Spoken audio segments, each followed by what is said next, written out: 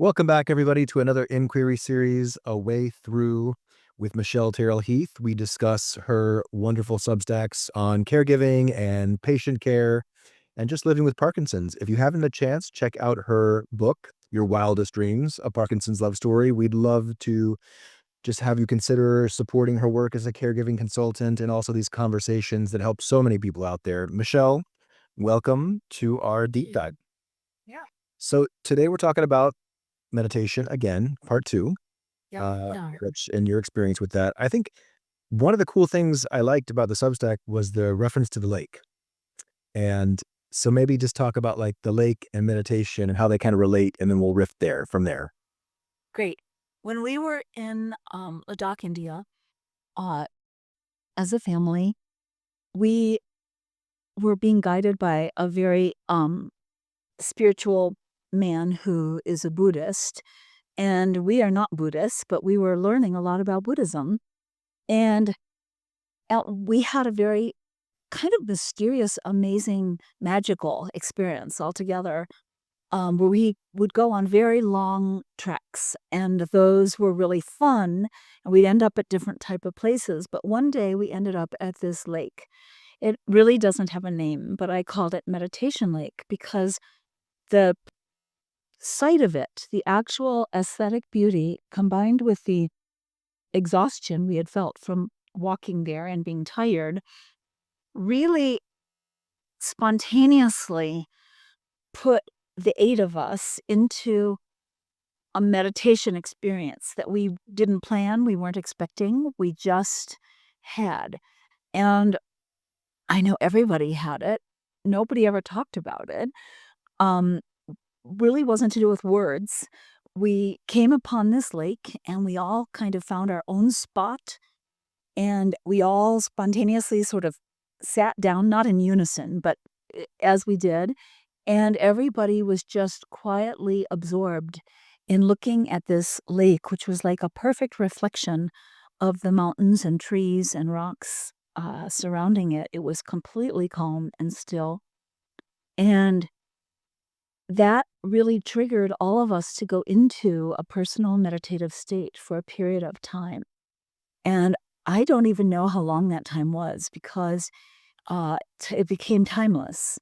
And everybody, when I opened my eyes, like, "Okay, I'm gonna stand up," everybody was doing that. Everyone else was standing up around this rock lake, and we all walked out in silence. And doing the meditation that Andy and I are doing now, uh, the Vedic or transcendental meditation, is relatively new to us. I mean, we've been doing it for, maybe 4 months, something like that, and I really like that before we got into doing this, sort of as a formal practice of really, take the word formal lightly, but as a practice to, really go deeper and have a restful time for our brains that are so active and so exhausted from the world and life and all the challenges and all the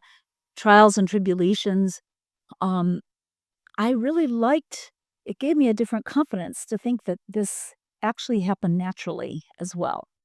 And it made me kind of go, I think that in our world, um, the way this fills in for me in context with my work as a caregiving consultant and with working with my own husband's Parkinson's and being a caregiver, is that I think our world has lost some of its natural ability to heal.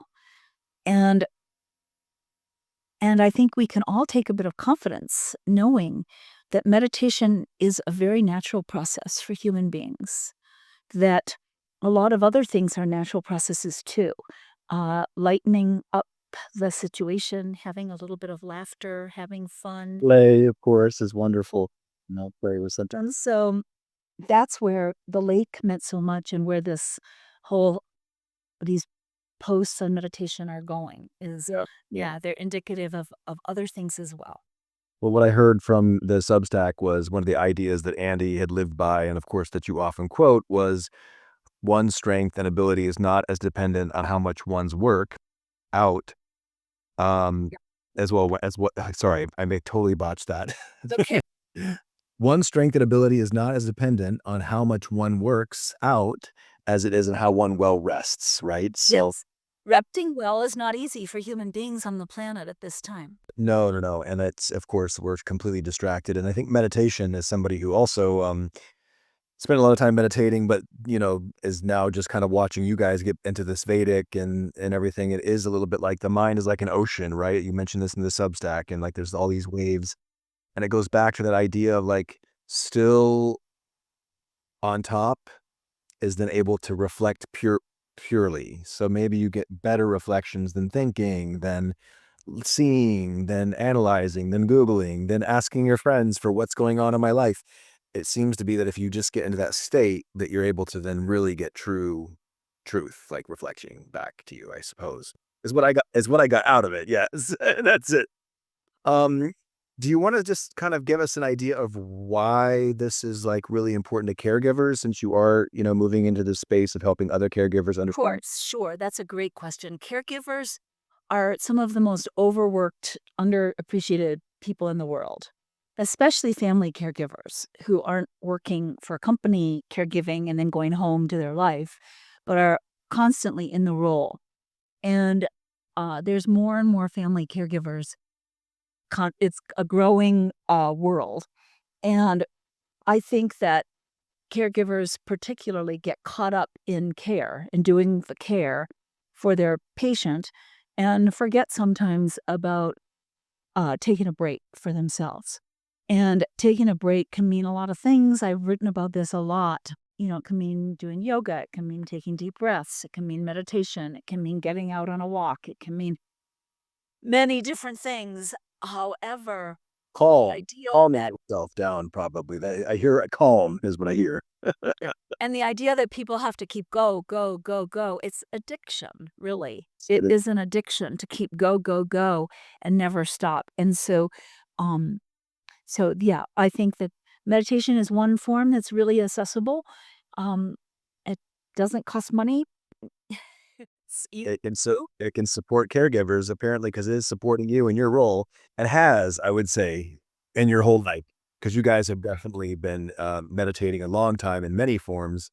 It just happens to be that you're writing a little bit more about the Vedic and Yeah, paying homage to that. So, um, is that all that Michelle you'd like to say I for think today? that's a good one for this week. Yeah, I think Perfect. We're that's a keeping good them short and sweet, everybody. So, only 8 minutes of your time. Please, once again, leave in the comments. I don't know, just share, comment, like, subscribe. But we'd love to hear from you. We really like to have this be more of a dialogue and a conversation than a monologue absolutely. and just talking at you. So, we send you all of our best and stay safe out there in this wild world.